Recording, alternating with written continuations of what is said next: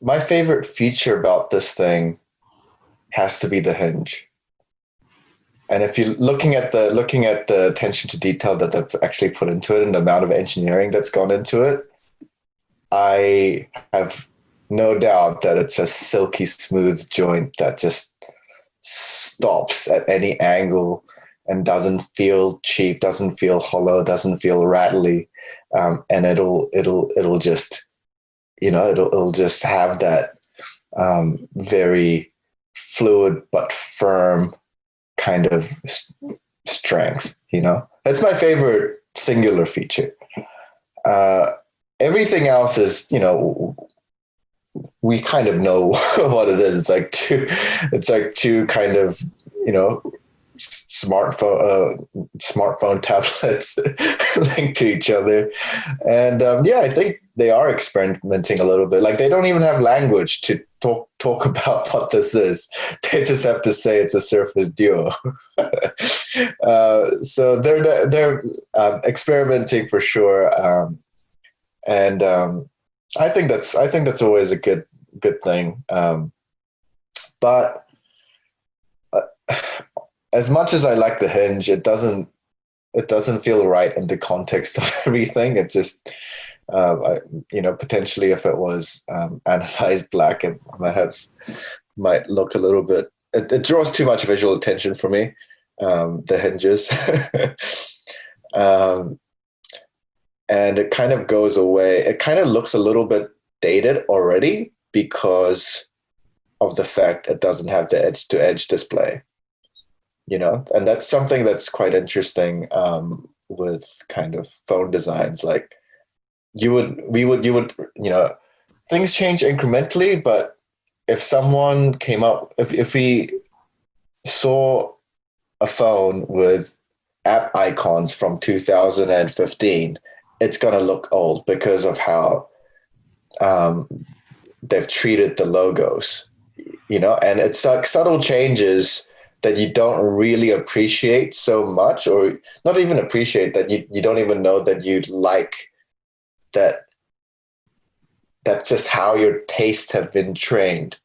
And the visual taste of the current moment is this frameless to the edge screen, right?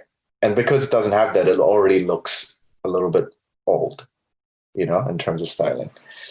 Um, and the biggest, I guess, potential, the biggest usefulness for this, I feel like, would be the multitasking, because it's not like you'd really want to watch a full screen movie on there with that gap, with that thing in the middle, right? So it is this multitasking, and they've gone a lot into like this flexible way of use, how you can customize. So you can open two. It seems like you can open two like combinations of apps at the same time that you like to use.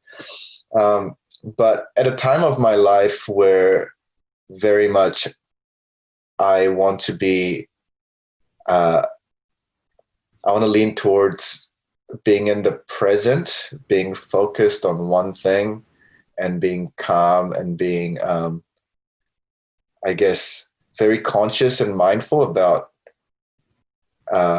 my actions. And this is just maybe it's a very personal thing. The additional options that this provides for me personally is not very attractive. It's personally, I think it's quite, because I have a monkey brain that likes to do a lot of things. I feel like although it might be convenient at times, it will lead to a lot more, I guess, frustration and just spazziness. Yeah, that's my first take at the new Surface Duo. But without having used it, that's what I'll say. Yeah, look, I have to agree with Hans on the framing around the screen. That's the first thing that my eyes were drawn to as well. It's, it's something that signifies datedness today. And, this extends to, um, you know, yesterday we were hanging up some artwork.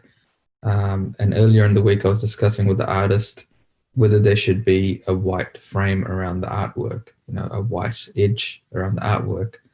And we were just having a discussion, think about it. And Ang, the artist, said, people are spending millions of dollars to go frameless, and we're trying to add a frame back in. Let's not do that. What that told me is the current trend around, that infinity edge, or, how do we, the current preference or taste cycle of not having a frame around objects. And I think we will eventually go back again at some point. Maybe not in devices specifically. It might re-emerge in a different way. But what does it mean to have a frame and not have a frame when you have the option of going frameless? You know what I mean? When it's not like a cost-cutting exercise, then it becomes a different conversation. Moving on, something that I really, really am looking forward to, and I hope, and for sure this will happen in my lifetime, but I would love to have a device that I carry with me that is able to do, I don't need 5 devices. I just want one device that is able to do everything for me. And then I think Samsung was heading in the right direction with, the phone, which is now so powerful. You just plug it in with a USB-C cord and it becomes a desktop. You have so many docking stations or whatever it is. And I think that's something that I would really like to see, rather than having subcategories of devices for tasks that you need to do. I mean, this is going to be an incredibly awkward phone to use. They have shown some clips of it being used as a phone, but I think they're banking on more people doing video calls rather than, put it up to your ear and do the calls kind of thing. So what I think we are going to see this movement as we move forward, where devices are going to get much more compact. Your smartphones are obviously going to get incredibly powerful, and they're going to be able to do things that were not possible before. And particularly with 5G, I think the dependence for extremely high quality graphics and performance to come straight out of the hardware is going to become something of the past. I feel like you're going to be able to run whatever software you need on whatever operating system you need on the cloud through 5G without much latency. And your phone just purely becomes a communications device that is a 5G antenna. So I'm sort of going off on a tangent here, not really talking about the product. But I guess the point I'm trying to make is that these subcategory products are going to become redundant quite quickly, I feel, as 5G matures in the coming years, and communication technology just generally, the bandwidths start to get much higher, and you have low latencies. You're going to see a lot less need for multiple devices to fulfill the tasks that you need to do. But having said that, I can imagine someone using a device like this on a train. Like I used to do really long train journeys when I was living in the Netherlands.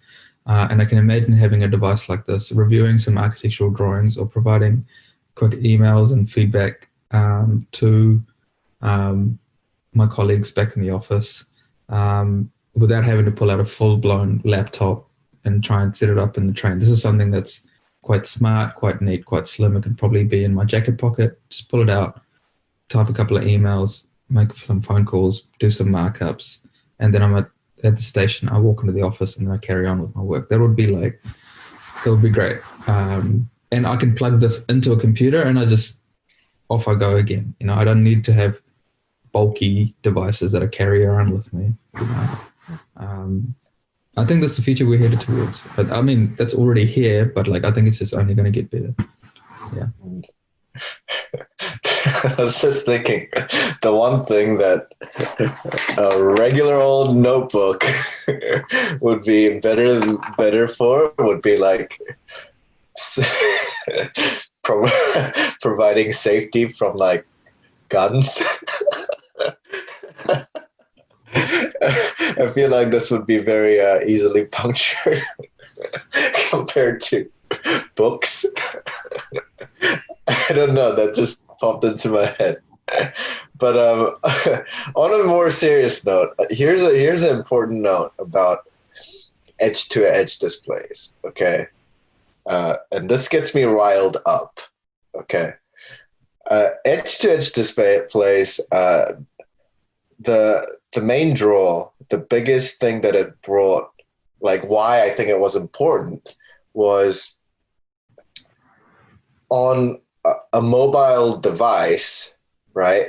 The fact that you can have a significantly larger screen, right, by going to edge to save space, right, in this held hand format, the impact was quite big, right? By being able to take the screen from here to here, you're getting a significantly, well, it feels like a non-insignificant improvement in real estate, right? Usable real estate versus non-used real estate, right? Which is absolutely, I think, the right thing to do for mobile phones or smaller devices where real estate is precious.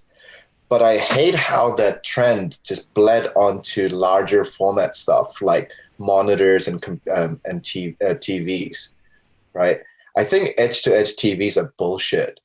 I think that you need that frame, right, to provide some breathing room between the content and everything else around it. That's why you have picture frames in the first place, right? So it doesn't. You have the painting or whatever, and then you have some non-distracting, breathable space, right? And then your whatever crazy wallpaper and the rest of your house, right?